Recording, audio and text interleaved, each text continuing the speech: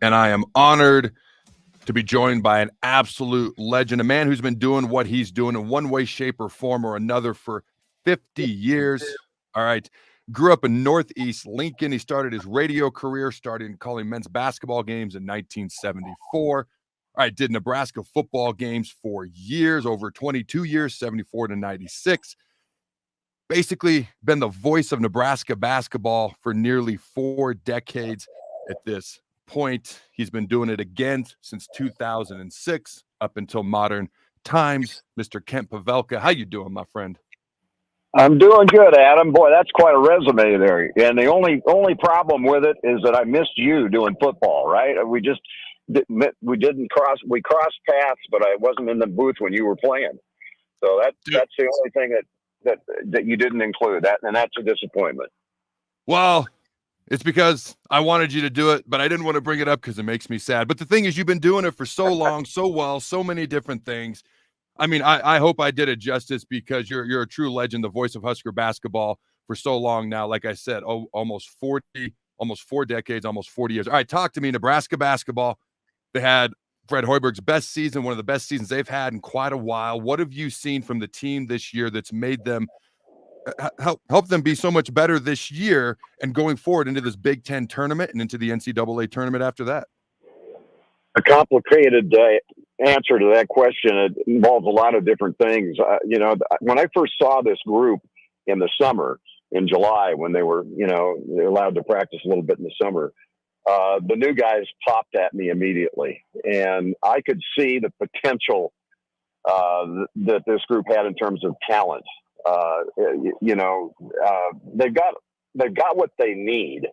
And I could tell that right away, mixed with what was coming back. And then, you combine that with what Coach Hoiberg is and what he's put together around him with coaching staff and the entire staff.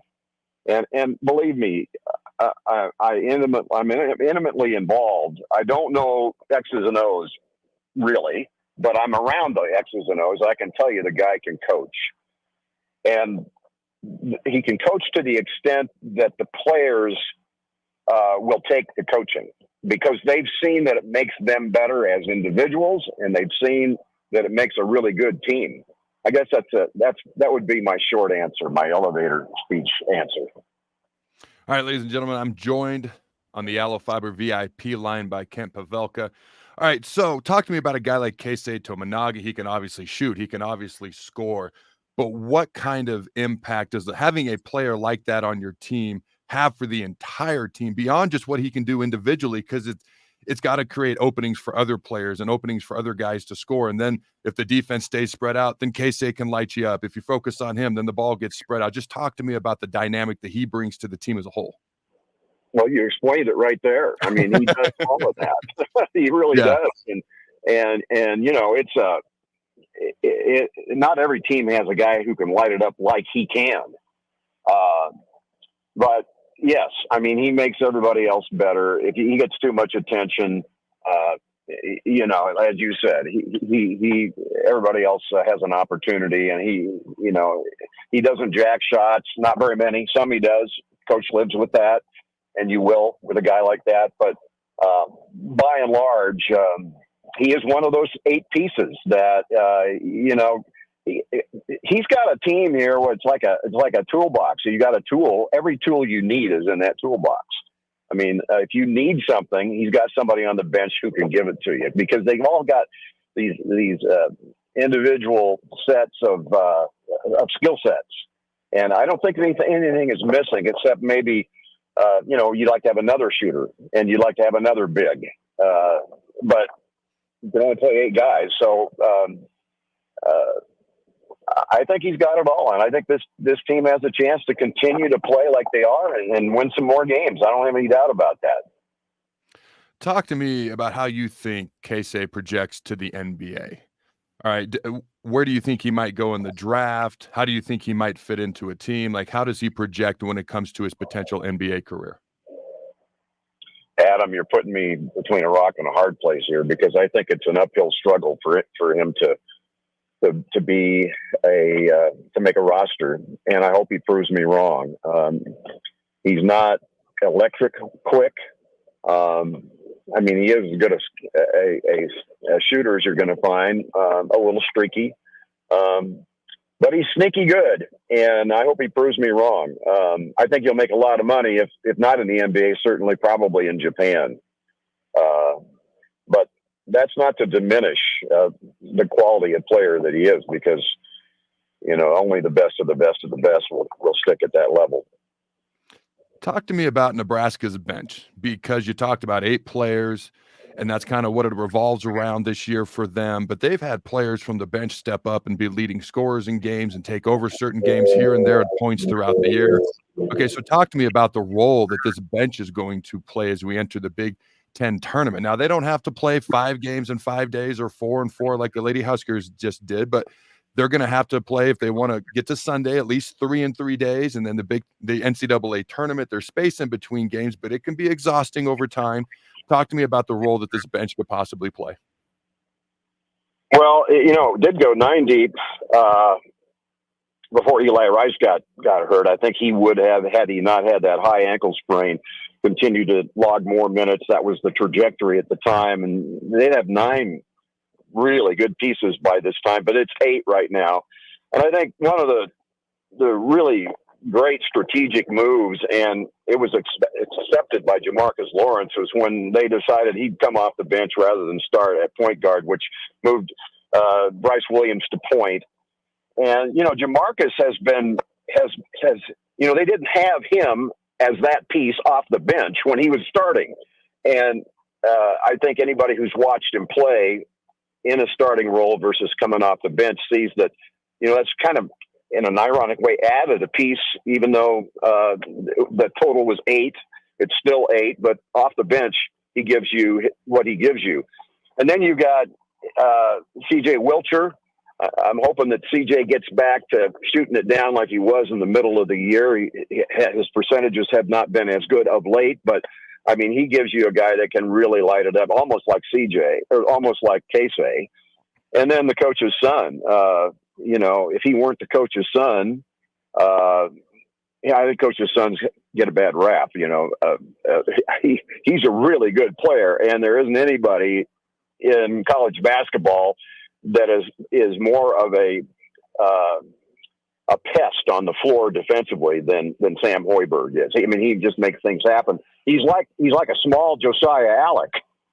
So, you got those 3 guys coming off the bench plus your starters. And, I think that at any given moment, if somebody's not giving you what you want, or if the team you're playing demands somebody else, I think you've got a move to make with those 8 players. Talk to me. Coach Hoiberg's been here a while now. He's had a chance to build his program, and this team is obviously a result of that. In your mind, when you watch Fred Hoiberg and how he's coached over the past few years and in this season as well, what do you think he wants the identity of his basketball teams to be? What you see is what you get. I think that, this is the identity, and I just think you will see, hopefully over time, replacing pieces that give you the same kind of character of player. I think that was important. I mean, these guys, this is a group that, it's kind of cliche, but it's so true. You wouldn't believe the chemistry off the floor. And it's built around buy-in to wanting to win. But these guys get along. And I think you'll see as time goes on, he'll bring guys in like that. And I think you'll see as time goes on, they will identify players maybe on the mid-major level like they did this last year with Bryce and Rink that others miss on, because I think he's got a great eye for that. I think that staff as combined has a great eye for that, what they will need next year based on who's not coming back. And so I think that just, wash, rinse, and repeat, it would be the ideal scenario. And as that happens, I think you'll incrementally see a little bit of improvement in terms of ability, and you can go in right now and recruit a player that maybe last year you couldn't, based on what this team has done. I mean, people are paying attention around the country And so it's all good, man. I just think there's a tremendous future for Fred and his staff. All right. How likely do you think it is that Nebraska men's basketball can make a similar run in the Big Ten tournament that Nebraska women's basketball just did? And when it comes to the NCAA tournament, is this the year we get our first NCAA tournament win? I don't know, and I don't know, but I'm hopeful. And I'm hopeful. That's perfect answers. Perfect. I give my left arm. I give my voice voice box if we could win an NCAA tournament game. I mean, I'd drop the mic if I had to trade that for a win. So, you know, I don't want to get my hopes up. I don't want to get everybody's hopes up. I mean, you know, don't be disappointed when the season ends. It's going to end, but maybe there's a little more magic left. I know that's the intention by this group, and I know that they're going to play loose, and they're going to play with a focus that will remind you of how they played at times at PBA, which, by the way, was the best arena in the Big Ten Conference this year for my money in terms of atmosphere. And I only say that because we didn't go to Purdue. I'd say Purdue year in and year out